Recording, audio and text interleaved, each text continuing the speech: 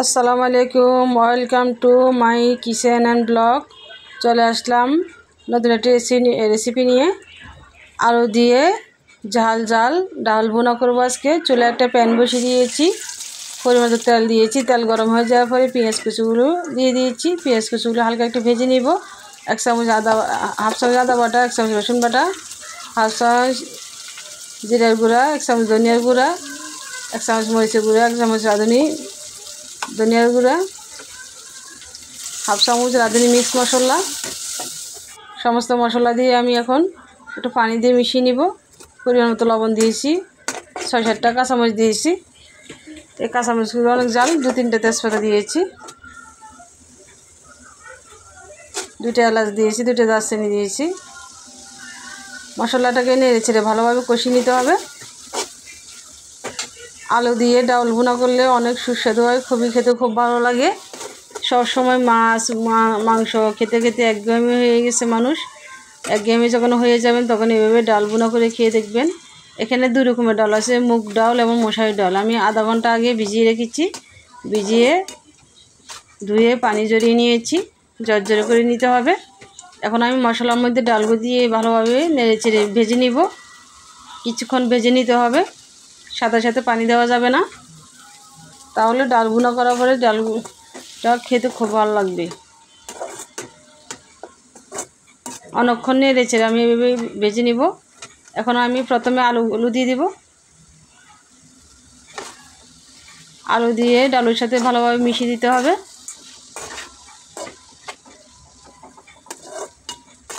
ভালোভাবে মিশিয়ে খুন্তি দিয়ে নেড়ে নেড়ে কিছুক্ষণ কষিয়ে নিতে হবে।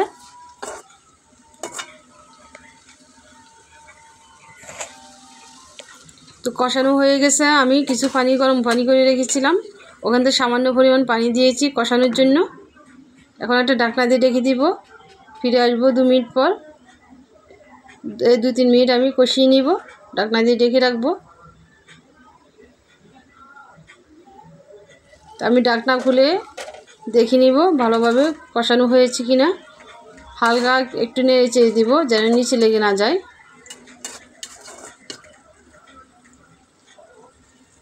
আমার প্রিয় ইউটিউব বন্ধুরা, আমার ভিডিও যদি ভালো লেগে থাকে অবশ্যই লাইক শেয়ার করবেন।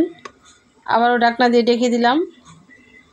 প্রতিদিন তো ইউটিউবে আপনারা কত ভিডিও দেখেন, নিত্য নতুন ভিডিও। একটা ভিডিও দেখে একটু লাইক শেয়ার করলে আমাদের জন্য ভালো হয়। একটা ভিডিও বানানো অনেক কষ্ট করি আর অনেক আশায়। সুন্দর সুন্দর কমেন্ট করবেন। তাই ঢাকনা খুলে আমি আবার একটু নেড়ে দিব। আমার কষানো হয়ে গেছে।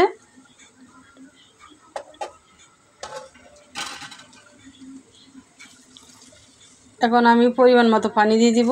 যে পরিমাণে আপনি ঝোল খাবেন সেই পরিমাণে পানি দিবেন। তবে ডাল ভুনার মধ্যে বেশি পানি ভালো লাগবে না, পানিশো হয়ে যাবে। যেহেতু একটু মাখা মাখা করব, এই জন্য আমি পরিমাণ মতো পানি দিয়েছি। এই পানিতে আমার বাকিটা হয়ে যাবে, আর দেওয়া লাগবে না। এখন একটা ঢাকনা দিয়ে ঢেকে দিব।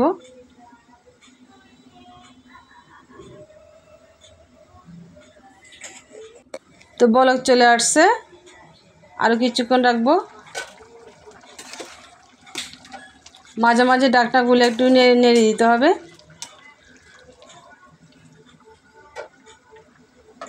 এভাবে 2 থেকে 3 বার আমি ঢাকনা খুলে নেড়ে চেড়ে দিব।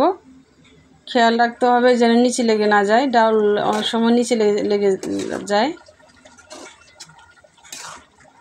প্রায় হয়ে এসেছে আমার ডালগুলো, যেহেতু ভিজিয়ে রেখেছি সেহেতু ডালগুলো সিদ্ধ হয়ে গেছে। ডাল ভাঙবে না, কিন্তু আস্তায় থাকবে, এভাবে ঝরঝরে থাকবে এবং খেতে খুব ভালো লাগবে। এখন উপর দিয়ে আমি ধনেপাতা দিয়ে দিয়েছি।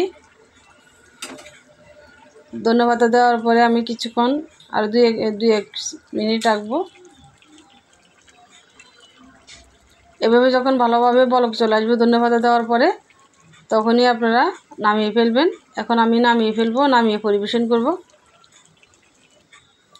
হয়ে গেছে আমার গরম গরম ডাল ভুনা। আজকে দুপুরের জন্য সবাই ভালো থাকবেন। আল্লাহ হাফেজ।